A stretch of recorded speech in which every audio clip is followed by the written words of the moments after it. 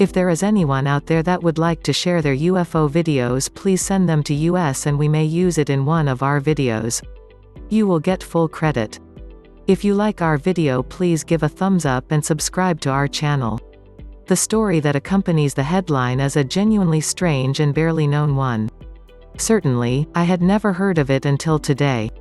It's made even stranger by the fact that, like the Freedom of Information Act has shown, the FBI was informed of what went down shortly after the news surfaced. Before I get to the story itself, however, I should explain how I came across the weird saga. As some of you may know, one of my big interests is the contactee movement of the 1950s. Without a doubt, the most famous of all the contactees was George Adamski. Others included Daniel Fry, Orfeo Angelucci, George Van Tassel, Truman Bethurum, and George Hunt Williamson. While the stories of the contactees sometimes differed, they had one thing in common: they were all the subjects of FBI surveillance files. The fact that at least some of the contactees suggested their alien friends had communist-like societies led J. Edgar Hoover and his special agents to keep watches on them. The FBI file on George Van Tassel is no less than 319 pages in length. It's filled with FBI memos, background checks on Van Tassel, copies of his saucer-based publications, and much more. And, it's in the Van Tassel file that the tale of the unusual death referred to above can be found. The story, that appeared in the Statesman Journal on July 11, 1954, tells of how a 40-year-old woman named Florence Minna Teal had just come to her death. A resident of Los Angeles, California, Florence worked as a proofreader, but longed to become a writer. Sadly, as the journalist who wrote the article said, she died of thirst on the searing Mojave Desert, apparently en route to get a feature story about a meeting of flying saucer enthusiasts. The meeting, I should explain, was one of George Van Tassel's regular, outdoor events held at Giant Rock, California, which is just a short distance from the town of Landers. Now, we get to the heart of the matter: how did Florence die? Let's take a look at what we know. And, also, what we don't know. Florence left LA and drove out to the area, alone, a couple of days before the UFO gig began. I suspect Florence did so to ensure she had time to interview speakers and attendees alike, something that would have allowed her to put together the article she was so intent on writing. Admittedly, that's just my gut feeling, but I think it's probably the correct scenario. Florence never did get to do those interviews, though. Tragedy was looming on the horizon. It was on Friday that things got worrying. The owners of a desert cabin in the area found, on coming home, a written note in their building that was penned by Florence. But Florence herself was nowhere in sight. That note reads as follows: "I am exhausted and must have water. I do not believe I can last much longer." Despite the dangerous state that Florence was in, as a result of the pummeling sun and a lack of water, she still had the presence of mind to leave 3 $1 bills at the cabin. The reason being that she broke one of the windows of the cabin, hoping to try and get inside, find some much-needed cover from the sun, and hopefully find some water within. As fate would so cruelly have it, however, there was not even a solitary bottle of water to be found anywhere. Worse still, her car was stuck in the desert a couple of miles from the old cabin. For Florence, time was rapidly running out. She had no choice; the car was the only option, even if it was embedded in the sand. Florence headed out for her vehicle. She didn't make it; she collapsed and died on the trek to the car. As the Statesman Journal noted, in the auto were several publications dealing with flying saucers. They added that Florence died just 2 miles from Surprise Springs, where there was plenty of water. So far, the story is solely one of tragedy and escalating danger.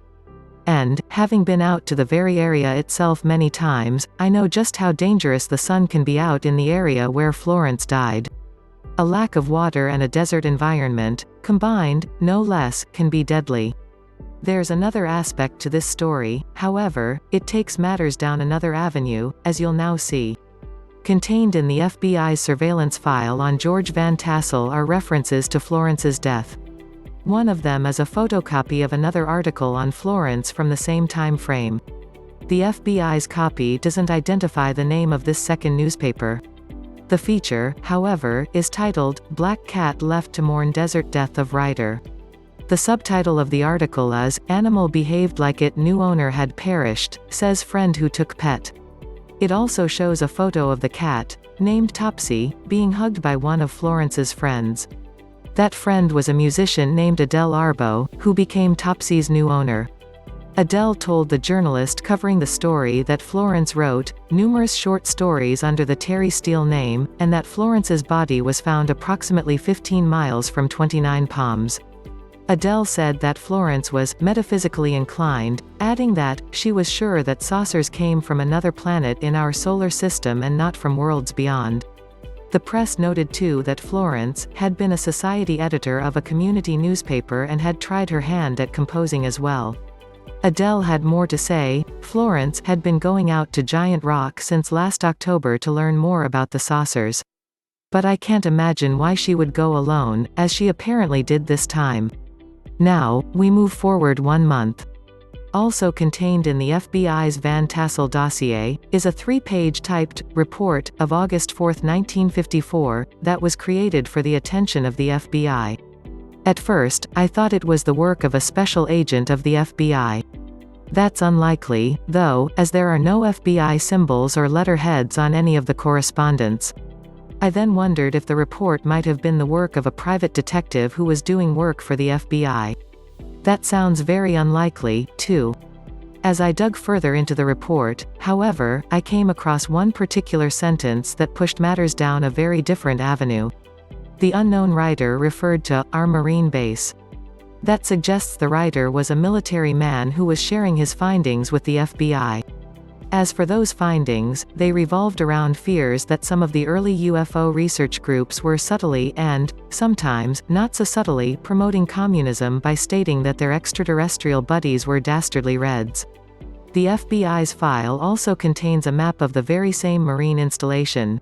You can get an idea of the military man's thoughts on the flying saucer phenomenon of the early 1950s from his following words: "The saucer groups appear to be another means of raising funds for the Communist Party."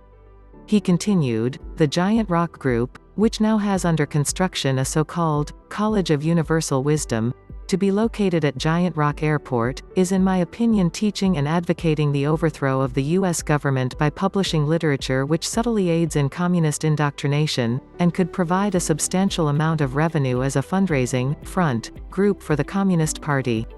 Now, it's time to see what the man from the Marines had to say to the FBI about Florence's death and what she may have known of flying saucer connections to communism.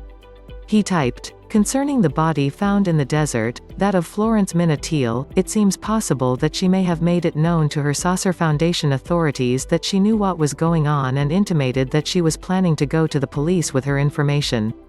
It is difficult to believe that anyone would die of the ascribed causes in that locality, as it is not distant from civilization, and there is motor traffic along her route."